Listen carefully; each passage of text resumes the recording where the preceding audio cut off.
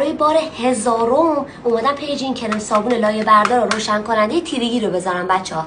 یعنی تو هر قسمتی از بدنتون که تیرگی داشته باشین کافیه این صابون لایه بردار رو بزنین و این کرم هم روش بزنین، تو آن واحد نتیجه رو میبینین. یعنی اینقدر قویه.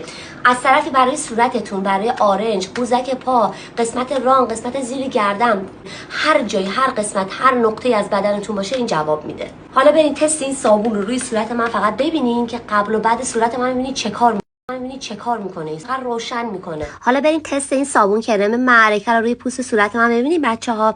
یعنی جوری پوست رو روشن میکنه. من فقط روی صورتم گفتم تستش رو برم که قشنگ ببینید روشن کنندگیش چقدر قویه.